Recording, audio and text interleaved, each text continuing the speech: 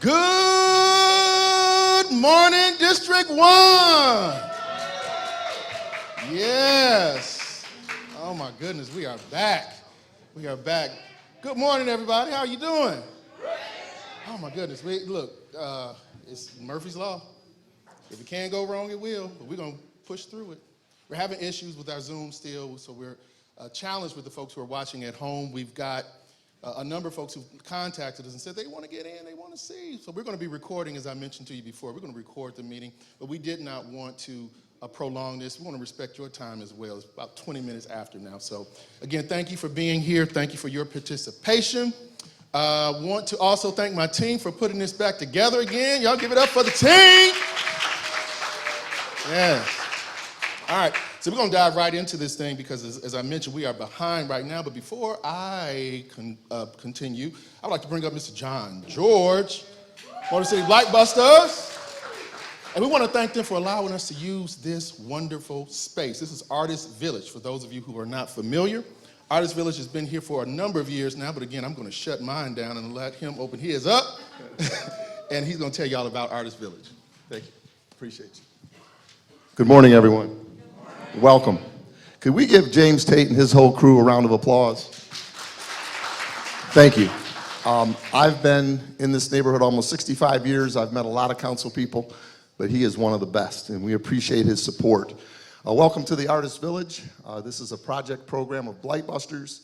Of course, Miss Alicia wanted a coffee shop. Chaz wanted to do art, and we made it happen. So welcome. I'm going to be brief because I know we're behind schedule, but I want to invite all of you back here next Saturday at 5 p.m. for our annual Angels Night Dinner and Patrol. It's on the house, so come hungry, bring a friend. State Rep Young and Councilman Tate are the co-hosts, and we'd love to have you back here on the 29th for our Angels Night Out Dinner and Patrol at 5 p.m. God bless you. Have a wonderful day.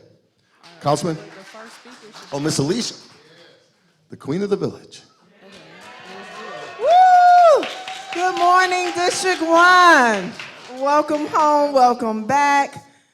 Just welcome, right? Good morning, good to see everyone. My name is Alicia, affectionately known as Queen of the Village. I am just so happy to have Councilman Tate back in the house and just continue to build that momentum so that we can continue to do the great work that's happening in District 1. I've been hearing on the street, ain't nothing like a D1 event, party, get-together project. We got it going on. And so I am the founder and operator of Motor City Java House, along with Tate, general manager, our team, Kevin. We have Katrina Storm, my family. Everyone has been just incredible to pull this mission, this movement together. I am also the director of constituent for State Rep Stephanie Young. That is District 8. That's the state, okay? That's the state, District 8. And as we know how important it is, in about 17 and a half days, who's counting? November the 8th, the election will be happening. So we need you all to vote. We need you to tell someone. We need you to make a phone call, door knock. Just let everyone know that how important this is, even if you need to take them something to drink or just be there to support. There is so much on that ballot. There is so much on that ballot, so it's very important that we do that. I'm also the president of the Old Redford Business Association. So Old Redford, good things are coming, streetscapes, Artist Alley, we'll be activating that as a model, the facade improvement through the city. So we are continuing to do the great work that our people have always deserved to be in this neighborhood. And so I'm not gonna keep you going because I can talk forever, but I'm not. And so I'm going to hand it back to our leader, Councilman James Tate. Make yourself a home. Thank you for coming, and we'll see you on the next round. Thank you so much. Y'all give it up for John and Alicia. We want to thank you. Man, this is a jewel in our community. I bring folks from the east side, southwest, even from the west side who are not familiar with this location, and they fall in love, and they stick around. So we want you also to do the same thing. Make sure you take the time to come back because this is a jewel for us in our community. Also want to recognize none other than State Representative Mary Cavanaugh. I'll give it up. You want to say a few words for me? You good? All right, all right. I always like to give the opportunity. She's brought donuts, that's right. We also have been joined by Police Commissioner Annie Mae Holt. Y'all give it up. Any other elected officials in the room today? All right, the house is saved, as they say. All right, so we're gonna get right into it. We wanna talk about Detroit Renew, a Renew Detroit 2.0. And for those of you who are familiar, the city of Detroit has used some of our ARPA money to address the issue of home repair, specifically roofs. We know that's a major challenge. And this program is designed to assist those who are low income in obtaining roof repair. As we know, these repairing a roof can be $10,000, $15,000, and the numbers keep going up because of inflation and all those other things that we talk about that COVID brought us. And so without further ado, I'd like to bring forward Ms. Darlene Carroll. Is it Carroll? Caro? Caro? She's gonna say, she said it with a little accent. I'm sorry. Ms. Darlene Caro, she is the manager, operations manager of Renew Detroit and within the Housing and Revitalization Department. She has led the Renew Detroit's operations since joining the team last December with the city of Detroit. And she is a resident of the city of Detroit as well. So again, y'all welcome her. Round of applause. The way we do it in D1. We do it better than that in D1. All right, Ms. Darlene Carroll. Thank you. Good morning, everyone. Good morning, District 1. Again, my name is Darlene Caro. Hopefully you can hear me okay, yes? Okay, excellent. The only logistical question I had is as far as the slides. Is someone moving them for me? Oh, excellent. Look at that. Okay, excellent. Well, thank you all so much for having me this morning. I did want to take a moment to say that I'm bringing greetings to you for just to talk about our program, but also to say thank you for welcoming me this morning and to say thank you for welcoming us into this space this morning. So I'm here to talk about Renew Detroit, specifically phase 2 of our program. As the councilman stated, it is our federally funded essential home repair program. So we can go on into the next slide. Okay. Thank you all for your patience too. There we go. So Renew Detroit is a program for our residents in the city of Detroit, specifically focused on major home repairs. It is targeting our elderly and disabled residents in the city, and it is open to all of our residents in the city of Detroit in all districts. The biggest thing to know, if you have not heard about Renew Detroit before, which I hope you have, is that we are not an emergency program and we are not first come, first serve. We actually run our program through what's called a home repair score, and that allows us the ability to be able to go through all of the applications that we receive, but we'll talk about that in a moment. We do also like the opportunity to be able, thank you. We do like the opportunity to talk about phase 1 because we currently are on phase 2 of our program. So for those of you who may be in the room or listening at home, just to let you know, for phase 1, we are committing to 1,000 repairs. That application period was last October. We notified our residents earlier this year between February and June. All of our assessments were taking place this summer, and we actually started repairs about a month ago now. For those of you who would like an update on that, so far, we have about 36 notices with terms of agreement, which basically are the documents that we need in order to proceed with construction. We do expect to do about 180 homes before the weather turns this winter. Fingers crossed, depending on how things go with the weather. But we do expect to have all of those repairs for phase 1 completed in the fall of 2024. If you are a resident who is taking part in phase 1, I have the information there. If you have any questions around that, 313-224-3880. Or we're always able to take emails as well through renewdetroit@detroitmi.gov. So that is our phase 1 recap, but I'm gonna go ahead and talk to you about phase 2, which is why we're here today. And the biggest thing that I'll say is it is a time-sensitive message because we are currently in our open application period for phase 2. So if anything that I'm saying here to you this morning sounds interesting, sounds like something you wanna take advantage of, sounds like something that you may wanna share with a friend or a family member, then definitely this is what we want to be paying attention to because I'm going to go over some critical information. So just to let you know, for phase 2, we are doing an additional 1,000 repairs. Originally, if you've heard of Renew Detroit before, we were slated to only be doing 500 repairs this time around, but we were able to receive an additional influx from the state of Michigan so that we could deliver another 1,000 repairs. The message there is by the time that we're finished, we will have touched 2,000 residences in the city of Detroit with an essential home repair. For phase 2, something that is new is we are offering the ability for window replacement. So phase 1 was only focused on roof replacements, that is complete roof replacements. It's been interesting going through phase 1 and seeing that there are homes who still have their original roofs back from when the homes were built. And if you know about the housing stock in Detroit, that means those roofs have been on there a very long time.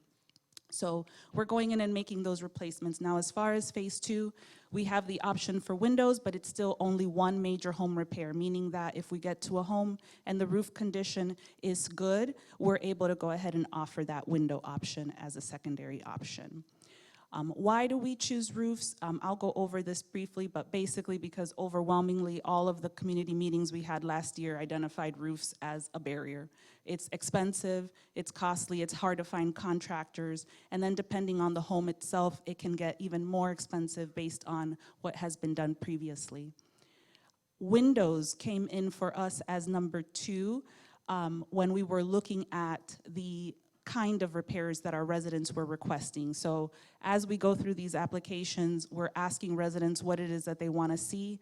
Windows was tied for number 1 behind roofs, so that is why we are offering that, because we want to make sure that we're incorporating that into our program. In addition, it ties into the overall weatherization of a home. If you think about when you have a structure, you want to make sure the roof is solid, but you also want to make sure the windows are in place as well. So let's talk about our eligibility requirements. We have to be a senior age 62 or over as of 2022. And then we also can be a disabled homeowner of any age, as long as we are a minimum age of 18. And that is specifically because our program serves to target our residents with the greatest need. Those of us on low or fixed income, those of us who may not be able to afford this major repair due to the fact that it is expensive and may be outside of our means. The next eligibility requirement that I do want to talk about, and it's a big one and an important one if you're not familiar already, is HOPE, which is the Homeowners Property Tax Exemption. Our program does require an approved 2022 HOPE property tax exemption. We do that for a couple of reasons, and mostly it is to reduce the burden of the paperwork that is required. So we are a federally funded income-based program. In order to avoid our residents having to be providing income information through separate places, we just partner with HOPE, that information is there. In addition, we want to make sure that it's understood that HOPE is a separate program. It is for homeowner occupants, just like our program is as well. So we want to make sure that if we're going through that process, we're just partnering and getting that information without having to request it again. There are also some additional benefits to HOPE outside of Renew. So even if you don't qualify for Renew, even if you're not in need of these repairs that we're talking about today, there are benefits to HOPE, including reducing your annual property tax expenses up to 100%. In addition, it does qualify you, once you have an approved HOPE tax exemption, to take advantage of the Detroit Tax Relief Fund that's run through the Rocket Community Fund, where they'll pay back taxes if you have any. Definitely keep that in mind. The phone number to do that is 313-244-0274, and I'm gonna go over that number again shortly in a bigger slide so you'll be able to see it. They do handle HOPE appointments through that line. They will help you with those applications, and they'll also help you with your Renew Detroit application as well. And the deadline for that is December 12th. That is for HOPE. So keep in mind 2 separate programs. You have the HOPE Property Tax Exemption Program, and then you have Renew Detroit, which is a separate program that uses HOPE for an eligibility criteria. And then the next thing I want to talk about is our third eligibility requirement, which has to do with prior grants. So with our program, you cannot have had a prior grant in the city of Detroit within the past 10 years over $10,000. Basically what that means is, because we know that there is an overwhelming need for home repair in the city, we just want to make sure that we give as many homes an opportunity as possible to take advantage of a repair before we start doubling up on a home. So that's where that comes from, just so that we can ensure that we're covering as much ground as possible. Once we've been able to go through those 3 eligibility requirements, then we go into a home repair score. And the reason that we do that is because we know that the need is great and it is overwhelming, and so we expect that we're gonna get more applications than the 1,000 repairs that we can offer. So we need a way to be able to categorize who's gonna move forward. We do that through the home repair score. So once we have a group of applications that are eligible, we're gonna look at 4 different things. We're gonna look at how long you've owned your home. We prioritize homeowners who've been in their home longest. We do that for a reason, because we need to make sure, based on the feedback that we've received, that we are highlighting those of our community members, those of our neighbors who have been in the city, have stayed in the city, and have decided to call it home. So we need to make sure that we're giving back there. We also look at how many people are in your household, as well as your HOPE property tax exemption. You'll notice those have stars next to them because those are coming directly from your HOPE application. So the number of occupants in your home from that, as well as the level of exemption that you get. Of course, prioritizing those with higher levels of exemptions and lower incomes. And then the last one is the senior emergency or weatherization deferral bonus. So if you are a community member who has previously raised their hand for assistance through one of these other programs, there's a bonus category there as well. So we've talked about the eligibility requirements, we've talked about the home repair score, so now let's get into the application, and this is the part that I want to make sure that we notate. So there's a couple different ways that we can apply. The application is open through October 31st at 11:59. So we want to make sure that if we are interested or we know someone that is interested, that we act fast, because as you know, it's already getting close to the end of the month. There are a couple different ways to apply. The first one, if you have access, you can go online, detroitmi.gov/Renew Detroit.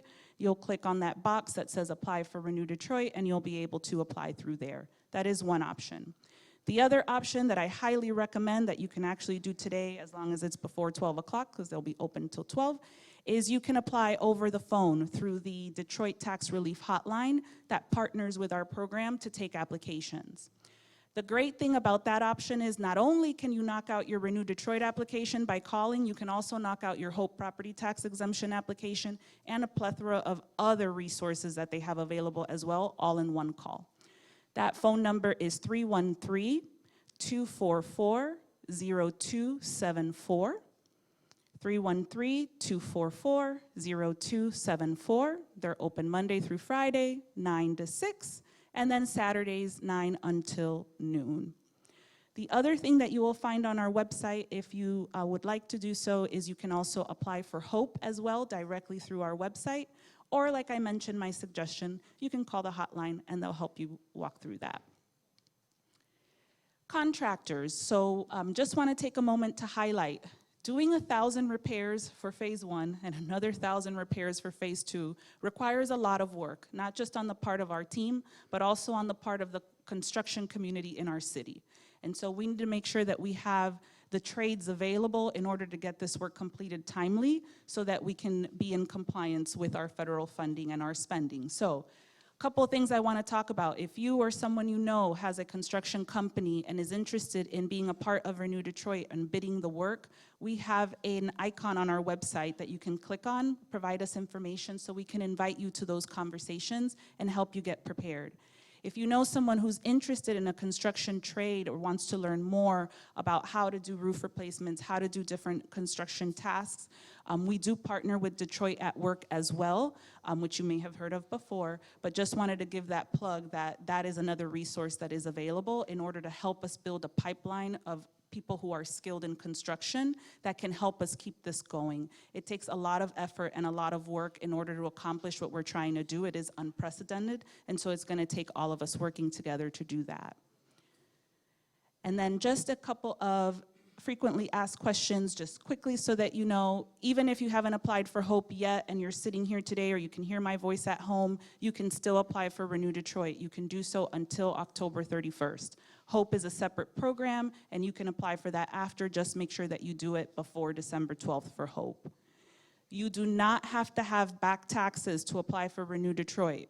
It is okay if you are current on your taxes. All you need to be eligible for Renew Detroit are 3 things. You need an approved HOPE tax exemption, you need that age or disability requirement, and you need to have not received a prior grant within the past 10 years. Lastly, if you can hear me in this presentation and you were part of phase 1 and for whatever reason your home repair score was not high enough, it is worth applying for phase 2. Remember, as we go knocking out repairs for our neighbors, that means that we have served higher residences in the community. So that allows us an opportunity to continue to work through that pipeline. So definitely continue to apply if you are eligible. It is worth doing so. And then just quickly, a recap. Roofs first, always as a priority. If your roof is in fair condition, we move to a window replacement. We've got to be 62 or over or disabled, have an approved HOPE tax exemption for this year, and no prior grants within the past 10 years over $10,000. And then remember that we can apply through October 31st. A quick timeline so that you can know what to expect. Right now, we know that we're in the middle of our application period. The HOPE deadline is December 12th. We will start doing notifications in the spring of 2023. That is because we need to wait for the HOPE property tax exemptions for the year to be processed. And then we expect construction to start in spring of 2024. Again, the phone number is there on the screen, 313-244-0274. They're open today until noon, so take advantage of that, or 9 to 6 Monday through Friday. And with that, I will end my presentation. Thank you.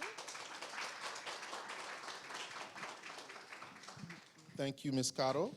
So before you leave, I said it right this time, right? But we don't want you to leave yet because we have Q&A time. Yes, I'm ready. Because we want to make sure that any and all questions that the folks who took the time to come out here and on Zoom have an opportunity to have answers. So I saw your FAQ.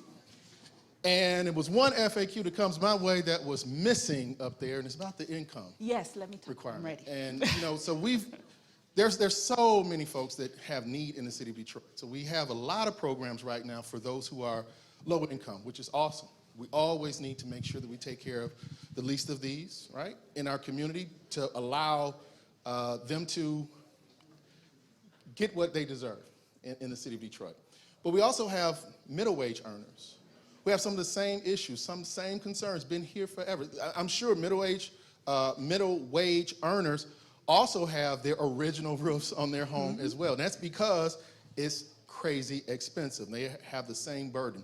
So, we as City Council have tried to bend and get the administration to come up with a different program or another program that also addresses middle wage earners. But if you can talk to the community, because this is one of those questions that comes to me all the time about the income requirements.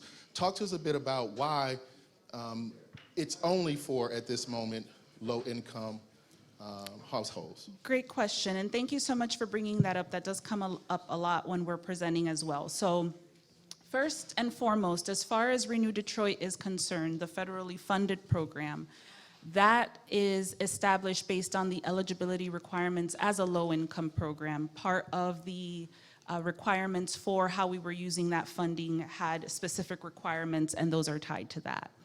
One of the things that I did want to make sure that we talked about, however, is the need for home repair in general. There have been studies done in the city of Detroit, and we know and understand that because of the age of our housing stock, that there is a great need just across the board. We need to have a lot of home improvement done when we're looking at some of the ages of the homes and the fact that we are also looking at a pipeline of construction and being able to do those replacements.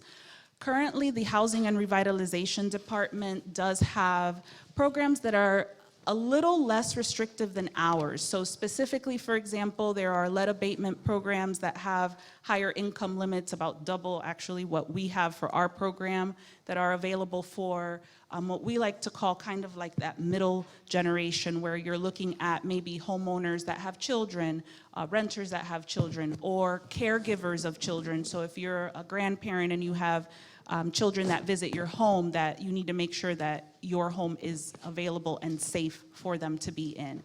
So there are those types of programs that are available. One of the big things that's actually been happening due to the feedback that we've gotten after announcing our program is looking holistically at how we can, as a community, as a city, put money towards home repairs in a less restrictive fashion that we can all access, where we're able to manipulate and control what those requirements are and what those programs look like.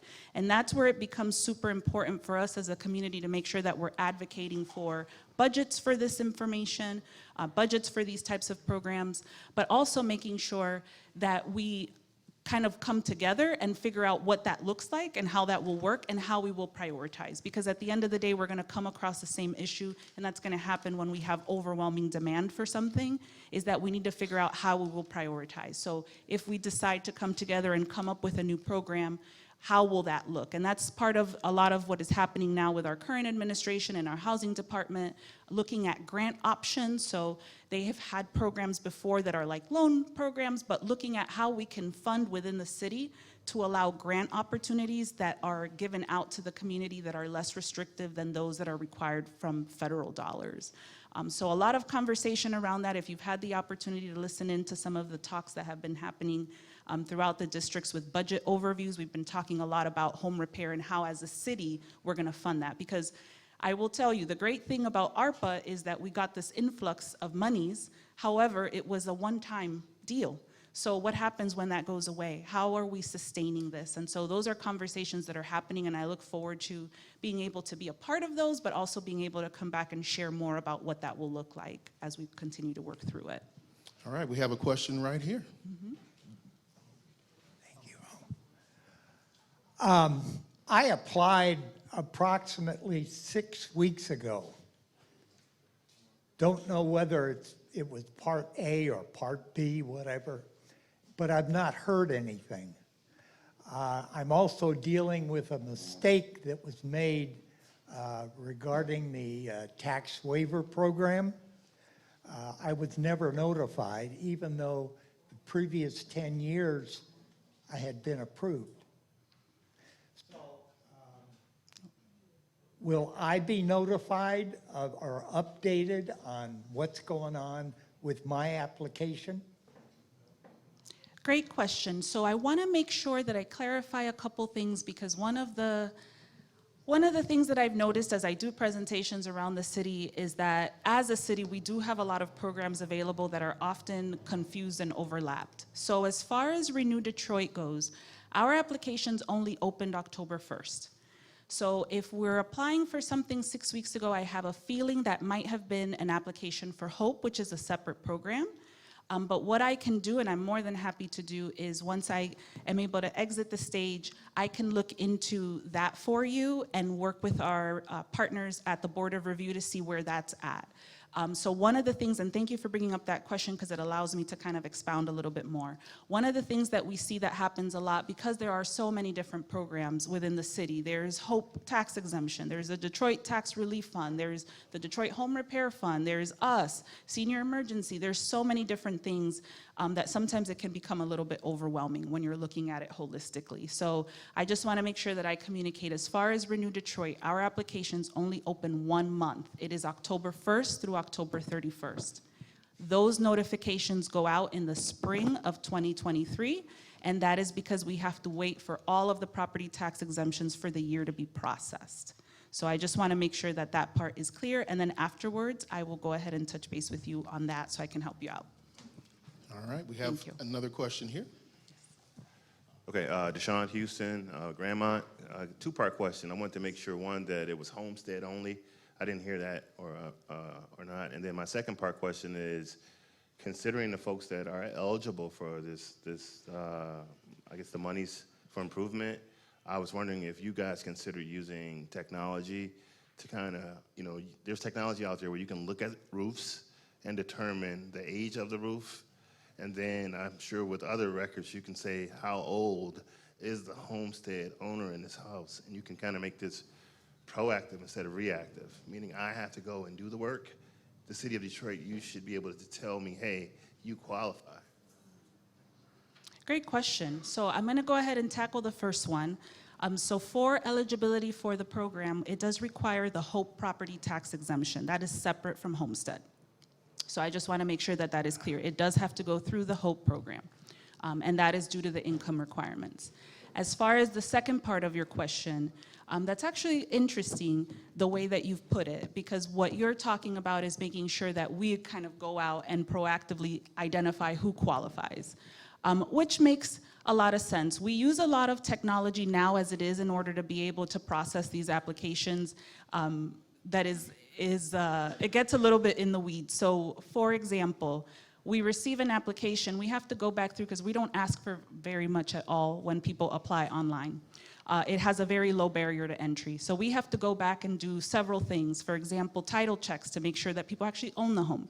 We have to go back through and look at identifications. Our contractors use satellite technology to figure out how big the roof is, what is in the roof, all of that. So that's actually all part of what we're doing now already. The only difference there is that what you're suggesting is going out and trying to figure out who's already in the home and using all of that information. I think that's great feedback that we could certainly look at and try to incorporate with our program. Right now, we are only funded as a two-phase program. Again, like I mentioned, since it's a federal program, it is not a permanent program at the City of Detroit. However, I think that's wonderful feedback when we start to think about how we're going to start creating programs for ourselves as Detroiters and what those look like, because I think that's a wonderful idea. All right, we have another question over here. Good morning. One of my questions is, does the homeowner have to live in the home to be eligible, especially when you have somebody that is a child that is disabled that's in the home and is caring for the home, which is myself, but my mom is the owner of the home, but she has someone taking care of her, and she's in another home, but I'm the one that's been addressing the home and been in the home for over 50 years. That is a great question. The way the program is set up is it is a homeowner occupant program similar to HOPE. So what we look at is for the homeowner to occupy the home. So it really depends on, and it's a little hard to answer in general because we would have to look at the title work of the home to know whose name is on it.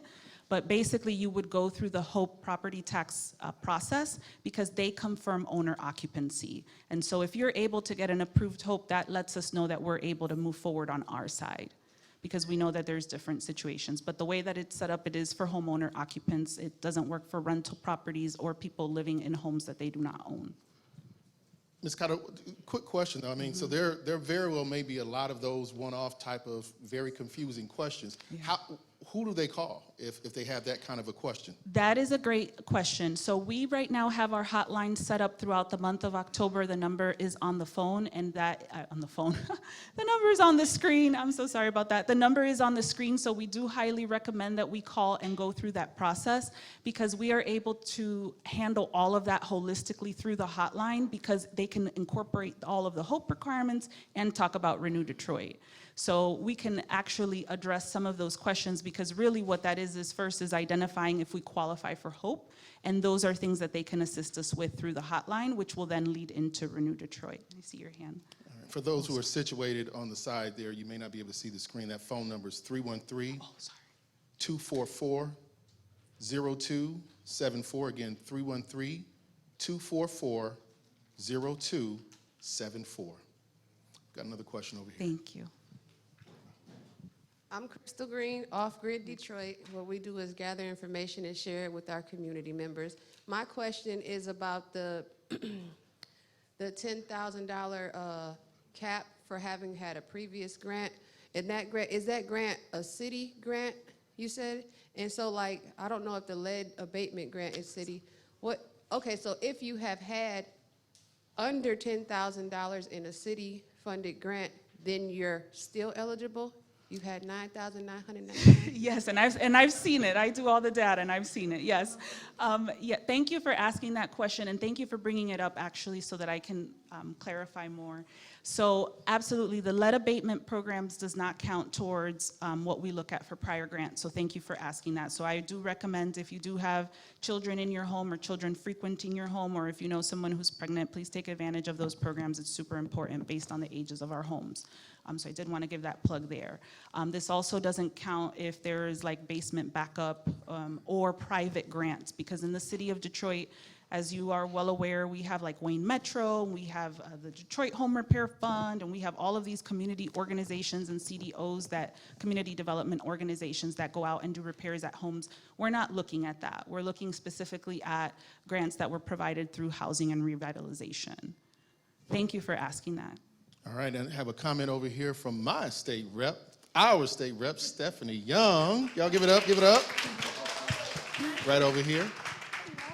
No, I just wanted to say that this is what partnership looks like. When the city of Detroit is working with the state of Michigan, I was one of those legislators who was able to bring in the additional $15 million for the windows to be added. Yeah, that's right.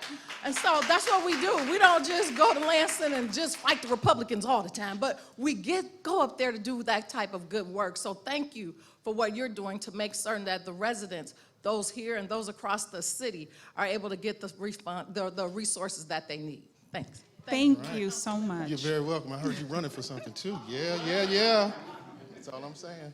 Yes. Any additional questions? Any additional questions? All right, y'all give it up for Ms. Cotto. Thank you so much. Thank you so much. It's been an honor. It's our pleasure. All right, now going to the next segment here. We also want to, some of you may have seen the trucks going through your neighborhood this past summer, tree trimming taking place. And we know on the front end we had some challenges as well. Our power went out. But that's what happens when nature gets a little angry at us and wants to express and show what it can do.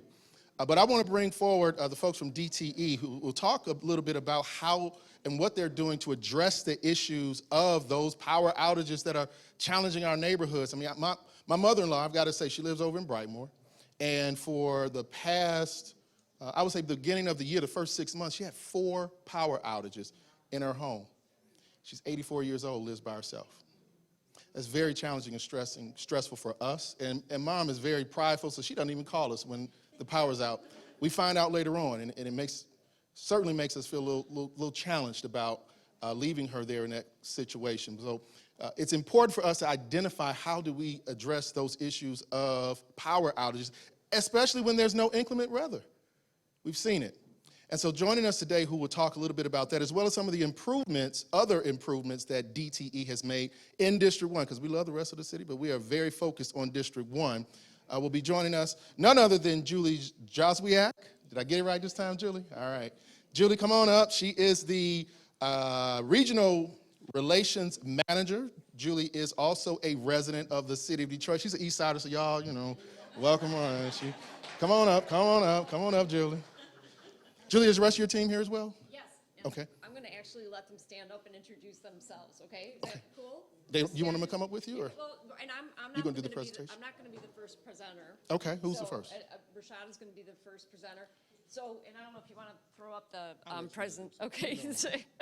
Well, Rashad, you could come up since you're going to be first, and then again, I'll let you introduce yourself. So, today we're going to talk a little bit about the history, like those outages. We've mapped that out for like what's happened in the last year, and then get into what we're doing about it, the tree trim program, some hardening programs, and then I was also asked to speak a little bit on the gas side, what we're doing. But first up, we're going to start again with electric, like your reliability assessment. So I'm going to let Rashad, and I'll let you introduce yourself and a partner here in engineering to talk about, again, we're going to talk about a little bit about what's happened in the past year. All right. Thank you. Good morning, everyone. My name is Rishad Hafiz. I am the engineering supervisor for District 1, and my team is the Southeast region, so DT is like breaks into like 4 regions: Northeast, Northwest, Southeast, Southwest. So I'm the engineering supervisor to Southeast. Southeast is responsible for all Detroit. So we have this presentation made. I'm just gonna go over this really quick. I'm not gonna take a lot of time.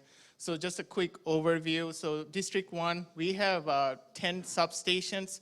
Substations is where the power comes out, and then it goes to the overhead and underground. Those are the distribution circuits. We have 59 distribution circuits that feed approximately 50,000 customers in the area.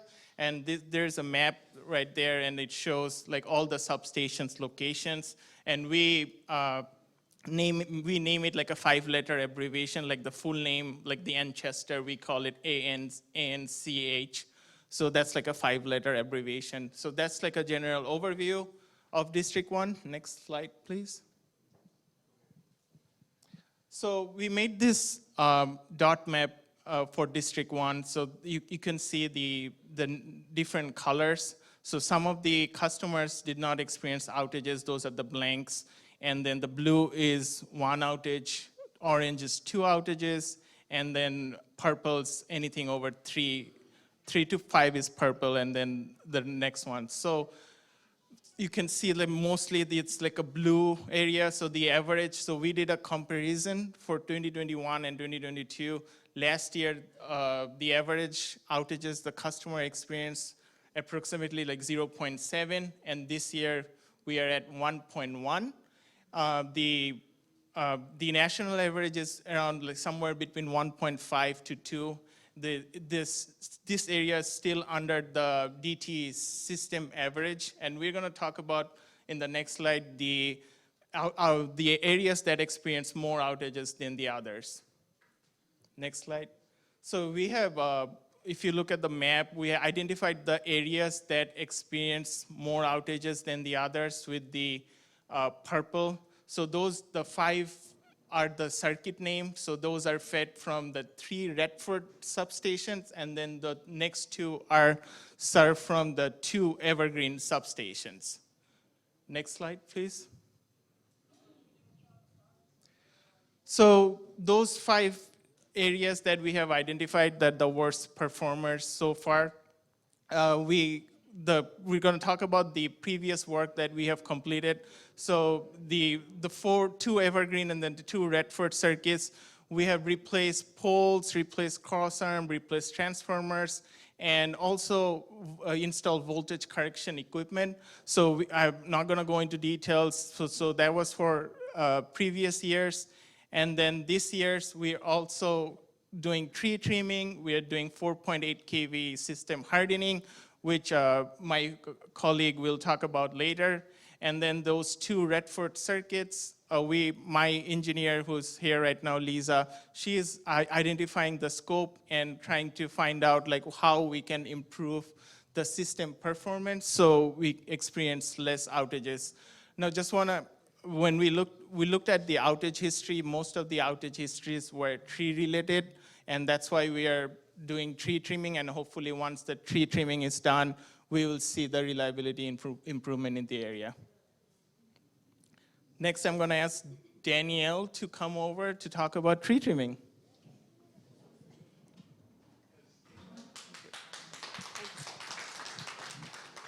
Good morning, everyone. My name is Danielle Browning. I report directly to the tree trim group as a strategist. I want to go through this map here that I have on this slide. So this is a map of District 1. The dark green areas on that map, those are the areas that we've already trimmed trees and are on cycle. So what do I mean by on cycle? So DTE is trimming our whole service territory in Southeast Michigan, all the way up into the thumb. We are trying to get all of those trees trimmed and our distribution lines on a maintenance program, a roughly 5-year cycle. And what we've seen as a result of that is a 60% increase in electric reliability. I'm happy to say that District 1, out of the 275 line miles of distribution lines, we've trimmed 274, so District 1 is 99% on cycle. The light green areas that you see on the map there, those are the areas that we have trimmed this year alone in 2022, and we only have 1 mile left to go to put you guys on 100% on cycle. So great news there. Overall in District 1, we've touched about 54,000 trees. So that roughly equates to about 200 to 230 trees per mile. The only other thing I wanted to say about this is just so you guys know, you guys are 99% on cycle. The rest of Southeast Michigan right now is only at 80%. So you guys are ahead of the game here. Next slide, please.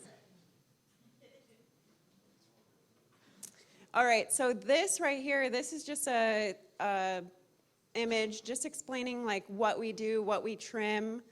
So you'll see the distribution lines over there. So we trim that area kind of above the cable lines. I also wanted to point out that the service line, the service drop, so that's the line from the pole to your house, is generally the customer's responsibility for trimming any trees. And then the cable lines are the ones that are the lowest on the pole. So DT does not specifically trim those as well. But they do benefit from the trim. They do benefit from the trimming, yes. Thank you, Julie.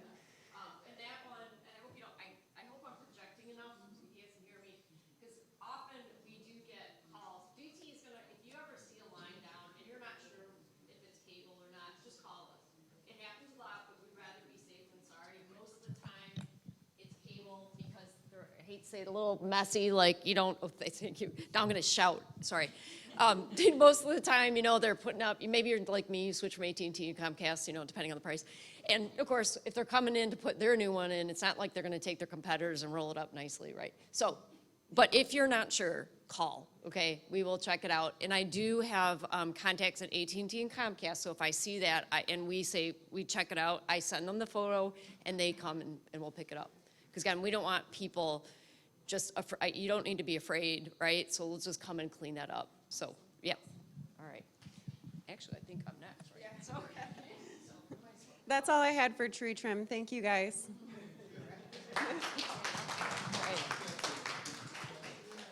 all right, so you flip to the next slide. So this is relatively new and still a work in progress. But if you Google DTE electric reliability improvements, you're going to find a website and a map. Again, the map is still growing. We have more work that we're doing that's not on the map in progress. But, and I put that, if you know how to use that little key code, which I frankly just learned how to use those codes, that URL code, you can go to that. But again, just Google DTE system reliability map. It should come up. You can put in your address, or you can just zoom in and out to see what we're doing all around the system. And on the left side, we have some very basic descriptions. So again, you can see where tree trim's happening in your district. You can see where we're doing what we call, and here it's called strengthening power lines. It's hardening. It's 4.8 kV hardening, and I'll go through the details on what that means. Rapid response, poles maintenance. We have a bunch of different programs. Some are based on the age of a circuit, like, hey, it's time to look at these poles. It's been how many years, right? Others are, we're looking at the data constantly, and you're like, okay, this is not the oldest one, but something's wrong here. So we might have a rapid response program. Kind of what Rashad was talking about with, hey, what the heck happened here with these specific circuits? Let's go take a look and have a rapid response. Like, it's just kind of out of the sequence of like the normal maintenance. So next slide. Have to remember to breathe when I'm talking here, okay? Oh, you can go to the next slide. All right, so hardening. Did we skip one? I think, just go back one, let me see. Can you go back one slide? There we go, okay. Hardening and pole top maintenance. So first of all, 4.8 kV is, kV is kilovolts, or 4,800 volts. That's the voltage that's going through the top lines, right? And this is what's going through the lines almost everywhere in DT's territory, especially anything that was built before like the 1950s, which is us and all the ring suburbs and the thumb. So what we're doing with the hardening is going through and inspecting every single pole and removing all the wooden cross arms and replacing them with fiberglass. And then anything, of course, that's attached to that arm is kind of like, we're checking that, making sure everything's strong. If a transformer needs to be replaced, it will be replaced. And then we're taking off the public lighting department's wires. They're no longer used, but they're on those poles, and frankly, it's still a conductor, so if that falls and touches a power line, that too becomes energized. So part of the program, every time you touch a pole, you remove the public lighting department, PLD's wires off of that. And again, anything we see broken, it's gonna be replaced. Yes. If you take the lights off the poles, what are they gonna do with them? 'Cause the lighting is one of the best things that happens. Oh, we're not taking lighting off. Yep, so, yeah, this is, and this, I know, so public PLD is actually dissolving. It is now the Public Lighting Authority. So the street lights are still the City of Detroit. Those aren't DTEs, it's PLA. PLD was the city had their own, for any public entity or like for any city building, for any school, and for the street lights, they had their own power grid, right? And so that went to DTE because there just wasn't enough money to support it. So those are the wires that aren't DTE wires, they belong to the old PLD system. But your street lights are still maintained by the PLA, which is an authority with the City of Detroit. I know, acronyms all over the place. So you won't hear PLD too much starting next year because the conversion of all the assets that were connected to a PLD source are now going to be connected to a DTE source by the end of this year. And that's like, so again, street lights, we got a lot, some stuff that didn't get mapped. Anyhow, a lot of work is being done, but again, I expect it to be wrapped up this year. So anyhow, you can go to the next slide now. So I'm just going to talk about the stats, and again, don't worry too much about acronyms, but I do want to introduce them in case you hear about it. So we have actually, we looked at the data, compared hardened to non-hardened circuits, and we have an improvement in what we call safety. Just think of the F, frequency index. How many times does someone go out? And SAIDI, think of the D, what's the duration that you're out? And we've seen a 45% improvement in the frequency and almost 40% in the wire down events, and 76% in the duration. So we know it's making a difference. So, and again, that SAFE and SAIDI, those are national utility, like that's how they always compare utilities. So that's why I just wanted to bring it up in case you see those again. So again, it's doing the job we intended to. Next slide. And just kind of some examples of like obsolete stuff that we're going to remove. And I know it's a little bit hard to see on the bottom, but it shows one of the ways you test a pole is kind of, the softness at the bottom. That's usually where it fails because there's obvious things when you look up, but you have to check the bottom and see what is the strength of the wood, and that will determine whether or not a pole gets replaced. And I also just listed, so aside from DTE, we do have contractors that do this work. So just some names: Motor City Electric, Lecom. These are trucks that you might see around that do this work for us. Usually you don't have an outage associated with this, but if they see something, they're like, we got to replace this transformer, they're going to notify you, knock on a door and say, hey, we're going to need 20 minutes to change this out. So it's usually very short, and again, they're going to they should be knocking on doors to let you know. Yeah. Do you want, oh, sorry. I see, yeah, he's going to make us wait. Sorry, I'm just used to that. All right, so anyhow, so again, that's the hardening program. And go to the next slide. I think I wrapped up the hardening program. Yeah, and before I start into the gas thing, just the next step, of course, is a whole new substation, right? Which new substations are now, it's a higher voltage, so they have to be above ground. They can't be in our some of these buildings are really beautiful, the old substations. You can't have stuff in basements because of this higher voltage. So you gotta position it centrally, find the land, buy the land, build the substation out, and then every single pole gets replaced. So you put a new pole next to an old one, within reason, and you put new conductors. So it's a huge project that's coming up, and it is going to take years, okay? So right now, some of you have heard there's a new Corktown substation, for example. That will eventually serve 6,000 people. We're just kicking off putting those new poles in the ground this month. That's still 5 to 6 years out before all those people get all the new poles and all that. So again, we have Island View and Promenade, some other substations that are being built right now in Detroit, and we're looking for land to keep building. And that really is the next step. It gives the main thing there is, while there will be taller poles and it's still above ground, the higher voltage will give us the capacity that you need. So if we're going to go electric, for our cars, for our homes, we're going to have that capacity. And of course, all new equipment does mean better reliability. So again, that's the last step in the electric. I'm going to switch over real quick to gas because I was asked to touch on this. So many of you, and I have too, had the pleasure of having all your gas mains on your street replaced, and your service replaced, and your meter moved out of your basement and into the front of your yard. We have to do this statewide. It's an order of the MPSC to get these meters outside.